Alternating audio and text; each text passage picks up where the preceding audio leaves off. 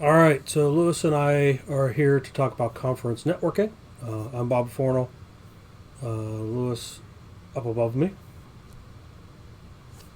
What's going And on, everybody? Luis Carmona here. so, about me, Bob Fornell. This talk, as many of the others that I have out there, have evolved from coffee chats with hundreds of the 100 Dev cohort members. Just a little bit about me. I have a stubborn streak in me. I've switched from job to job over time. I had wonderful advice over the years and always tried to do my own thing. I've been at horrible companies doing work that I disliked. I've been working at great companies doing work I enjoyed. Only with the current company I've actually found that right place. So here we're going to talk a little bit about the networking and things that I do with conferences in particular. All right. So, what's going on, everybody? My name is Luis Carmona. I am a software engineer from 100 Devs.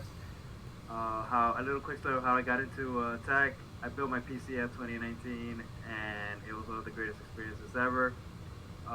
One of the things that really stuck with me was like troubleshooting my PC and fixing things within it, and I started to get it, started to click with me. So I wanted to pursue tech because of that. I was doing finance at that time, and I really wasn't having a great time with it. After that, I started seeing my girlfriend code at with a program that's called 100 Devs, and I thought that looked fun. So why not? Let's go ahead and try it out. And fast forward, we started to build a platform on Twitter, and now we are co-hosts of the Boba and Cherry Cafe on Twitter on Mondays at 4 p.m. Eastern. And I hope you guys can come in and enjoy it because it's a great time. Very cool. Okay. So let's dive into this. First topic here is pretty straightforward: virtual versus in-person conferences. Um, More and more of the conferences that I'm going to have virtual options. That we're still feeling our way out between the mixed patterns. The pure virtual ones have all been pretty straightforward. I will say, from a speaker standpoint, it's really odd talking to myself in a room, staring at my screen on my camera. Um, in person is what you would expect. I always enjoyed those.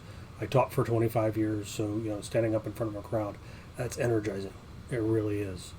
Um, a lot of places, like I said, are still feeling out that mixed setup. Was at a conference in Kentucky a couple months ago, and I was speaking, and the sessions were done remote as well for a small group of the folks, um, and saw some interesting things happen. Very first one, I went into one of the sessions. It was early in the day.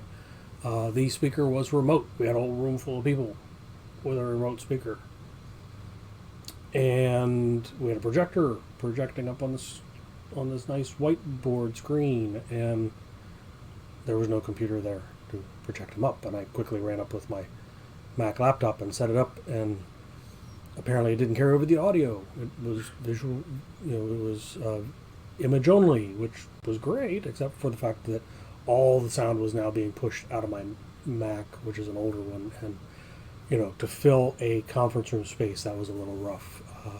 I kind of learned at that one. I have this little Bluetooth speaker thing that I should have brought with me. That now is going to be added into my speaker tools. I mean, no, I'm not saying you have to bring that, but be aware that there will be problems and issues. One of the sessions I went to, the speaker somewhere along the way, apparently there's a keyboard sequence with the session software. He muted himself out. No, he was talking, and there was no way to get a message to him to say, "We can't hear you." We saw his slides. That was kind of cool, and I'm pretty sure he went back and re-recorded that. So, if you do one of those mixed and you are attending virtually, expect you might see some weird issues here and there. It can happen. Okay. Yeah. Any thoughts there, Lewis? So you would say that in-person presentations are better for you? It's easier to stay focused on a session. Okay. One of the things that I will say with virtual is I'll run a virtual conference while I'm home sometimes, and I project it up on whatever TV I'm in the room. I was going to talk about that a little bit later, but Okay. I'm doing other things at the same time. Whereas if I'm Gotcha. at a conference sitting in a chair, I'm much less likely to be doing something else. You know, honestly, Okay. So I've more focus. Okay. yeah, much easier to stay focused there. Okay. Okay. Cool. So, one of the things you want to do when you attend these conferences is have a clear goal, have objectives. It's not just show up. I've done enough of them that, I know what my goals are well ahead of time. I've looked through the sessions and planned out my day and that kind of thing. I like this phrase I've heard of conferences tend to move at the speed of social these days. There is a lot of social networking and that kind of stuff going on there, and it's fast. I can manage it reasonably well because when I go to a conference here in Ohio, I know 80% of the people that are attending. These are people I've worked with. These are Mm, people I've met at conferences. These are people that come to my sessions that I've attended sessions with. People move from conversation to session, from one event to another really quickly. I mean, it's very yeah. fast paced. And for somebody new, it's easy to get lost in the flow, which is why I say you really want to have that set of goals. You want to know what sessions you're going to attend. It's okay to say, hey, at this time frame, I might be interested in these two. I've had sessions where, yeah, this one sounds awesome, and I go in, and 5 minutes in, I know I'm going to be bored out of my mind listening to this topic. Or Right. the person up there speaking is, let's put it bluntly, occasionally they're bad. Okay, and if you have a second session, slip out, hop into the other one. Not a big deal. Okay, but have a plan, have clear goals. What sessions, Yeah. who you want to meet. And it's not uncommon even for me to be looking through the list of speakers and go, oh, that's somebody I really want to chat with. Occasionally we get bigger name speakers coming into the different conferences that I go to. Hmm. Folks that are speaking nationally, and it'd be really nice to meet up with that person. But you got to, you want to plan that a little bit. Okay, what do you want to take away from the conference? These are all good things to know before you walk in the door. Because, like I said, it's easy to get kind of swallowed up in this whole thing. You could spend Yeah. the whole session just walking around talking to people and never even see a session if you don't plan things right. Okay, I say that having done it. Social media, it's a big thing. Most of your conferences have a hashtag that they're asking you to post so they can track and see participation and that kind of stuff. Social Hmm. media allows you to meet other attendees. One of the ones I say is when you're following this conference, when you're getting ready to go, that couple weeks out, start talking about the conference. Start looking for folks that are talking about the conference. Get to know some folks because then you've got people to come and meet that you know somewhat before you even walk in the door. Okay. So like pre gaming. Hmm. Oh, Okay. absolutely. Yeah. I mean, if you see somebody talking about the session that they're getting ready to do and the session sounds cool, go stalk that person. Not in, not literally, No, no, but, I understand. I understand. research their LinkedIn or their Twitter profile. Do they have a GitHub profile that you might see some of the code they've done, kind of stuff? Find out what they're about. What kind of connections might you have? Give some context for that first encounter. Okay. And it becomes much easier for you because you already know something about that person. You and I have never met face to face. It's probably going to be an easier counter when that happens somewhere down the road because at this point we've known each other almost a year, Correct. right? You and I've chatted almost Yeah. weekly for about a year, Yes. right? So that first encounter is going to be pretty straightforward, I would think. I don't think there are going to be any major surprises other than you might be taller or shorter than I expect because that's kind of hard to tell on a webcam, right? That's true. That's true. So, I'm probably a little broader than you would expect too, so, that kind of thing. Now, here's one of the simple ones, those in-person ones, and this is just Mm, my experience over time, and my toolkit is a little different because I typically am there as a speaker. Okay, mm. but what to carry? Tech conferences. There's a lot of swag, a lot of T-shirts, and these other things that these vendors are giving out. I didn't buy a T-shirt for like 8 years. having gone to conferences and getting stuff at conferences. So you want that bag with a little bit of room. Okay. Okay. My first couple of years when I wasn't speaking, I was either bringing my laptop or I was bringing a tablet of some sort to take notes on and this stuff. There's drawbacks there. Number one, you got to find power. Number two, they're heavy. And you're carrying that for 8 hours. Okay? Yeah. Don't bring them if you don't need them. Okay, now if you're going to a larger conference, like here in Ohio, we have Code Mash. At Code Mash, there are pre-compiler sessions, and those are sessions where you sit down and you write code. Kind of hard to do that if you don't bring your laptop. Okay, so you got to adjust somewhat. But if it's like a 1-day conference, 2-day conference, there aren't these pre-compiler sessions, don't bring it. Bring a notebook. Bring pens, plural. I can't tell you how many times I've been somebody sitting down writing and you can tell immediately that their pen's dead, and I've got like 4, so I hand them one. Okay? Bring a couple. Odds of your pen dying on you are pretty high when you only have one. I don't know why. Yeah. But the math behind that, somebody can explain that to me, why that number's higher if you only bring one. Okay? Okay. Bring a notebook to take notes in, physical notes. It's okay. It's a lot easier. You don't have to charge it.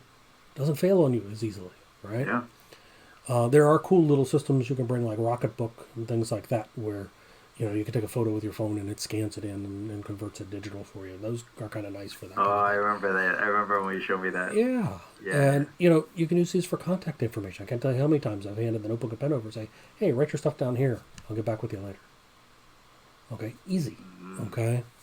Cosmetic items, I always mention this because, simple things. Breath mints, gum, eye drops, eyeglass cleaner. I wear glasses. Ugh. Eyeglass cleaner and a cloth are critical. Something weird happens, you get something on your glasses. You don't want that all day while you're there. Comb or brush, those basics. Bring that basic stuff. Okay. And I always mention, if you're going to bring your phone, bring a battery, bring a cable. I've had several conferences where the folks running the conferences are like, hey, we see you have your battery. Can somebody borrow this?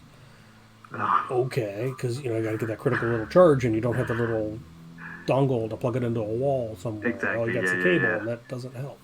We're getting better at this stuff, but don't assume it's guaranteed. Okay? Right. But like I said, in general, don't bring electronics for taking notes. That's a lot of weight, and trying to find a place to charge is painful. I do occasionally see people bringing business cards. Unless your company's That's paying... what I was going to ask you. Yeah, unless your company's paying for business cards, don't worry about it. And the only advantage there is occasionally when a company's having a drawing, they'll have a bin that you can dump your stuff into, and people will dump business cards. You don't have to sit there and fill out a piece of paper and dump it in there. Okay. But you still can fill out the piece of paper and dump it in there. What difference does it make there, Yeah. Don't print your own. It's not worth the expense, in my opinion. Okay.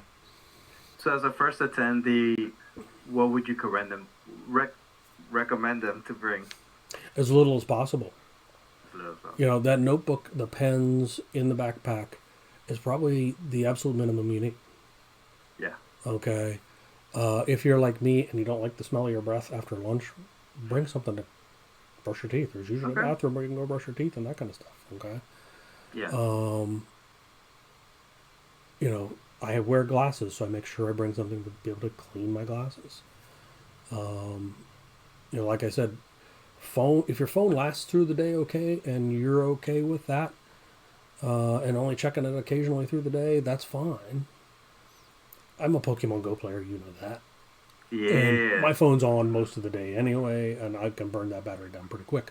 So having a phone battery and a cable there is an advantage for me. Okay. And what shoes do you wear? Absolute last one is comfortable shoes. These conference centers typically are concrete floors. There might be a carpet, but there's no pad under any carpet I've ever been to. Mm-hmm. And I generally wear New Balance. Okay. I got walking shoes. There's a treadmill hiding behind me. Some of you might be able to see that on the camera.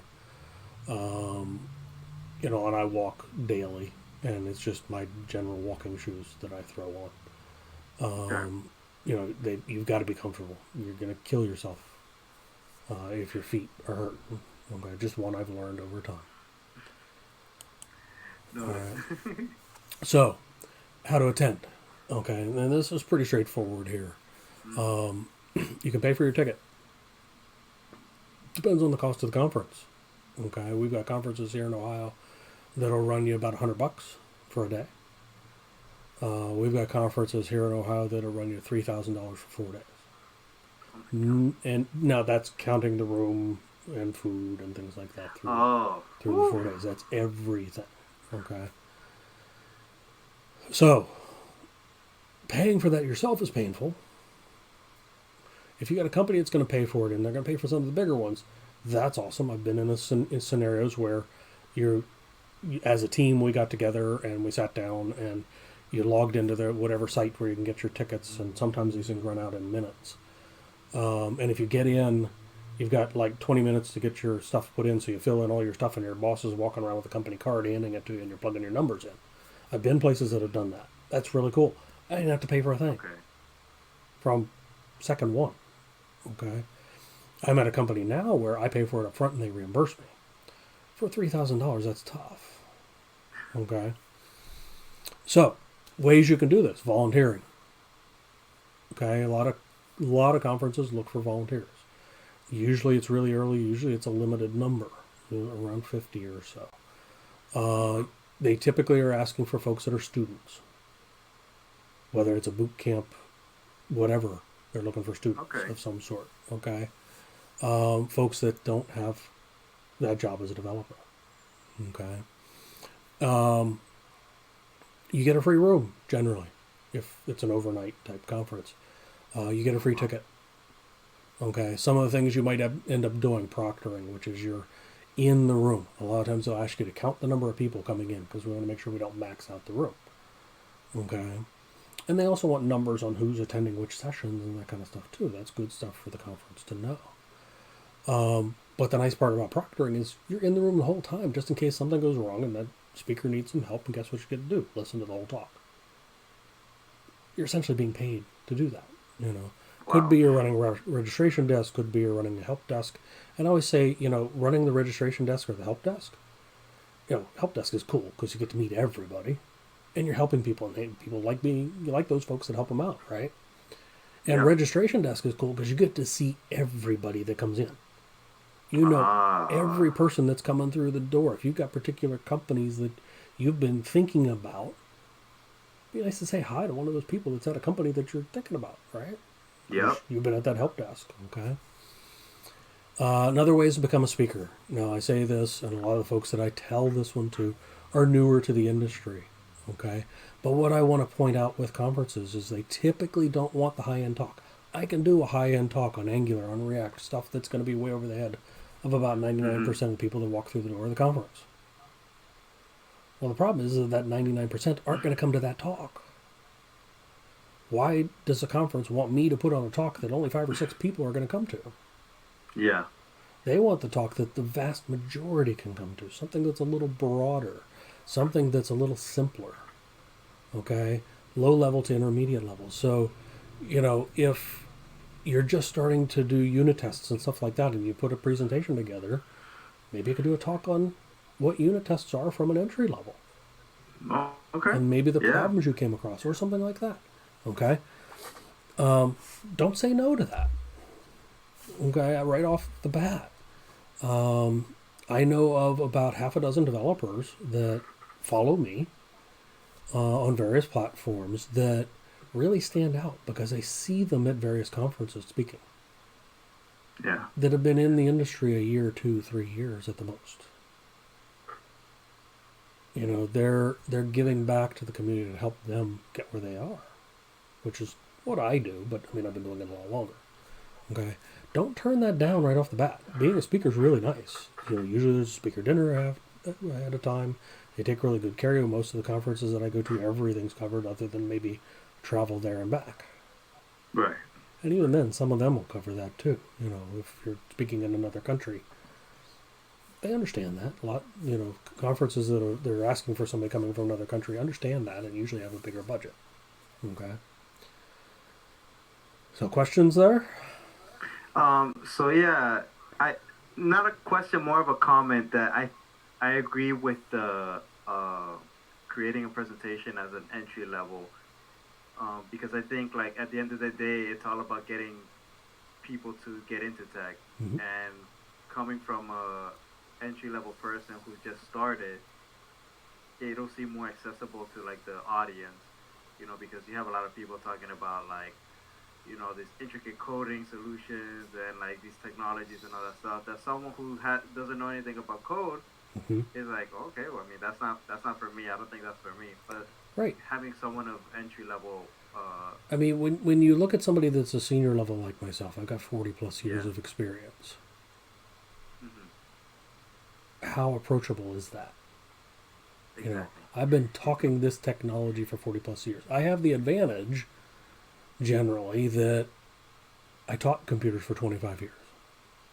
hmm, So I've got an idea of how to present that at a level that's more acceptable to the user. right, Okay.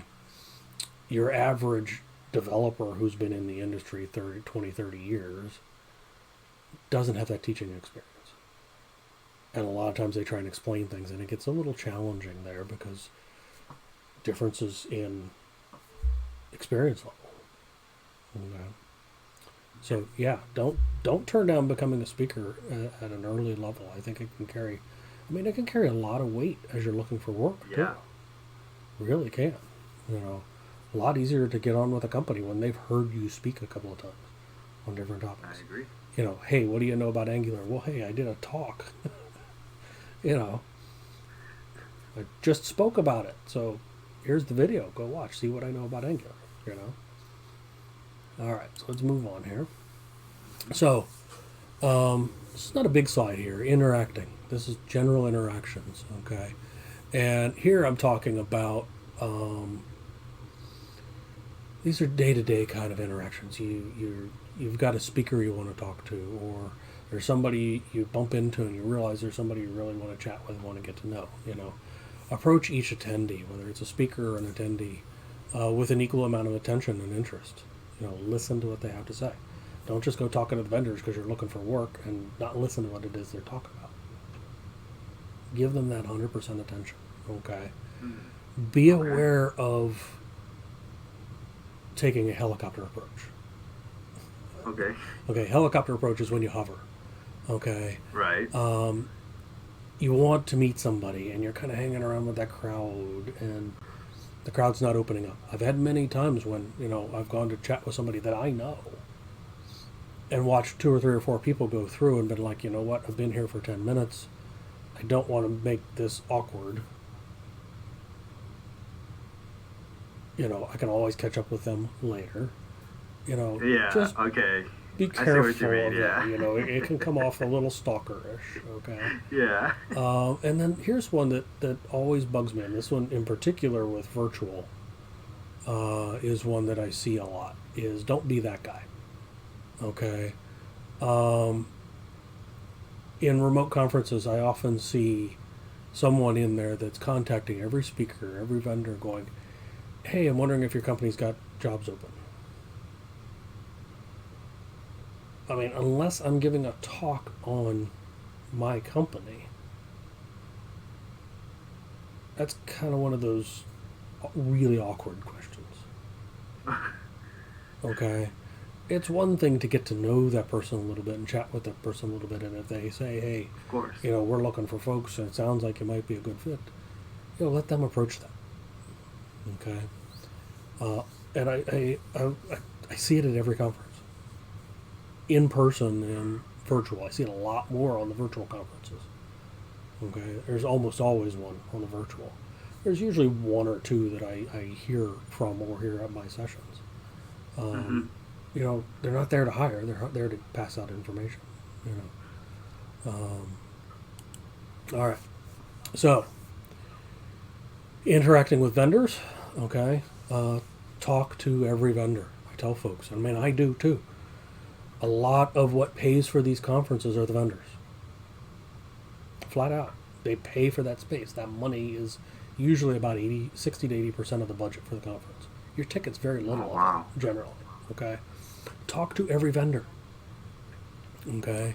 Whether it's in person or virtual, spend a few seconds. Make sure you're chatting with them. The vendors that are there are usually recruiters. Okay? They're looking to hire. Oh. Okay, research each of the companies because when you're going to the conference, you'll know ahead of time who the companies are that are there. Research them. If you're definitely more interested in this one and not in this one, go practice with the one that you're not interested in. Then hit the ones you are interested in. You've heard this from me before, right? Yes. Know what you want to ask each of those companies. It's okay to have notes, right? Show interest in what it is they do. Okay? These are the folks that are paying for this thing to happen. Giving them 5 minutes is not a big deal. A lot of them make it a lot of fun to give them 5 minutes, especially the in person. Okay. Any questions there? Yeah, I just didn't know that the vendors are like technically the recruiters. Like, I didn't know In that. almost every case, yeah. There you'll see a Okay. few companies out there that are they've got their product. They're pitching their product. Okay. Okay. But in almost every case there, and recently with 100 devs, I've been asking that question. Are you guys hiring entry level? And in almost every case, I got a name and a number to pass on. Oh wow. Okay. Doesn't hurt to ask. Okay. So interacting with speakers, I talked about that a little bit here. Yes. If you want to connect with speakers, if there are specific attendees, vendors, speakers that you want to talk to, do your research well ahead of time. Okay, make sure you're ready to go there. If they've got a book out, if they've got a blog post out, whatever, have some familiarity with it. Okay.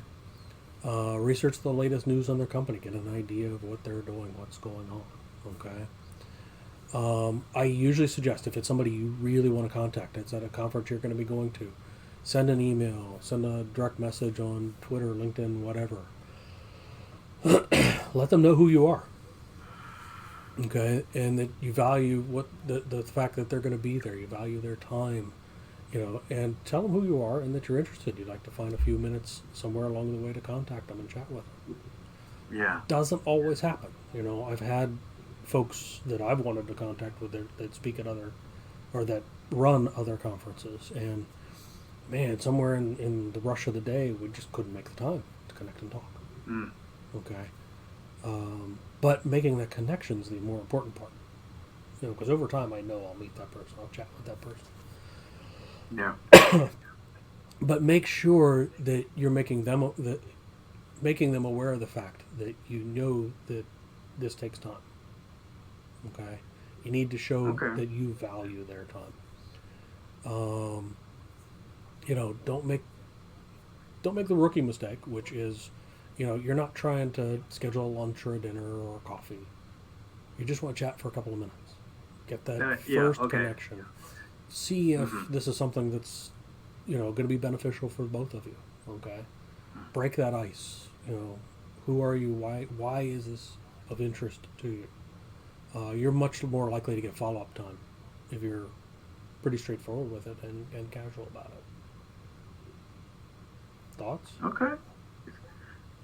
No, yeah, you pretty much hit the head on the nail. Like, time is value. Yeah. So you don't want to waste that person's time. And I can tell you from the event.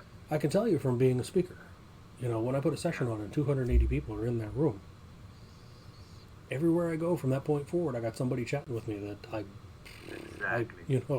if I remember them because they're sitting right in the front row, maybe out of 280 people, how many am I really going to remember? Let's be honest. Okay. Yeah, the ones you had a great conversation with. It's really nice when they come up, "Hey Bob, your talk was really cool." Then I know they were in the room. That's a good start.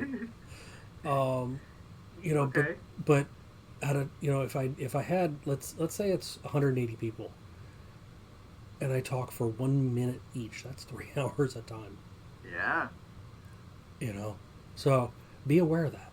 Okay, great to have that. If they want to stop and talk to you, they will. If they say thank you and they take your information and they move on, great. Okay. So moving on here, interacting with other attendees. Okay. I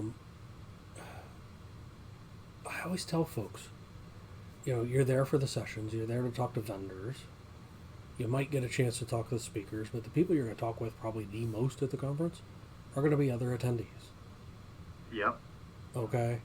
Just like anybody else. They're working the job. They may or may not know of opportunities that are available. You never quite know where it's going to go. Okay? Right. Most people at the conference are in a similar situation to what you're in. They're either looking for work, they have work, they're, at some point you're going to be there in both sides of it. Okay? Yep. There are the standard icebreakers and they don't hurt anything. But, those questions, what do you do? What company do you work for? Those are usually what I use as a follow-ups. I look at things like, what is it you're trying to get out of the conference? Are there any particular talks that really stood out when you looked at the list? I'm actually amazed how many times I miss a talk. Somebody like, oh yeah, I want to go to this one, and that was a talk. When is that one? Okay, and I'm pretty good about my research, so those catch me. That what do you Yeah. do? What company do you work for? Those are follow-up questions. Okay. Take a look at those bigger ones on, why are you here? And you're gonna, typically through the day there's going to be a lunch somewhere along the way or a dinner, depending on the size of the conference. Yes, you could sit down with people I've gone with folks from my company before, and I could sit at that table with those same 4 people. But I'm going to have the same conversation with them I had in the office. Why not sit somewhere else, with folks I don't necessarily know and extend my network a little bit? Exactly. Yeah. Okay. There's nothing wrong with that. To me, that's a benefit overall. I mean, it's not that it's a wrong, that's a positive. Okay. All right. And then coming up towards the end here, post-conference, Okay. when you meet the folks, take that few extra minutes after the conference. It's easy to come back to work. You're worn out because you spent that day, 2 days, 3 days, 4 days, whatever. Right. I mean, you work hard at these conferences. It's a lot of effort. It's easy to come back and want to delay that post follow-up. The people that I remember generally are the ones day of, next day, that are firing off an email, connecting on LinkedIn, connecting on Twitter, connecting on whatever social media. And it doesn't have to be any big deal. Hey, I saw you at the conference. The session was really cool. Yeah. Thanks for all of that. I like to take pictures of the speakers when they're up there and post that out because I don't really have any good pictures of me up speaking. So I, as a speaker, I know. That's a big deal to see those pictures of you up doing something. I get it. So take that time. I don't know, plan it. If you know you're going to be doing the conference and you got to work the next day, when is that you're going to get in there and follow up with those connections and solidify those? Yep. Okay. That's pretty much what we have. Thoughts or questions? Comments? Yeah. So I mean, I guess, would you recommend like getting their socials like during the event and all that stuff, and then when is it that, I guess the real question is like, when should you actually follow up? Is it like before you fly out back home, or when you're still in the area and then you just follow up with them? I don't think the timing matters too much as long as you plan it. Okay. Plan a block of time to put those connections out. Yeah. If you're like me, I love to have that stuff done ahead of time. The earlier I can Okay. get to it, the better. So yeah, before I fly out would be awesome. Okay, getting the information, usually your speakers are pretty easy. Somewhere on their deck they're going to have all their contact info. The vendors are going to be pretty easy because they'll have business cards that you can pick up. Okay. Other attendees, like I said, have your notebook. Hey, put your email down, put your LinkedIn down, your Twitter down, something like that. One of the ones that I learned, actually, it was this vendor taught me just recently. If you have the LinkedIn app on your phone and you click on search, a little icon shows up on the right side. When you click it, it lets you present a QR code or scan a QR code. Oh wow. really fast way I to didn't know swap that. information on LinkedIn. Yes. I'm gonna have to try that out. Very cool little tool there. Yeah.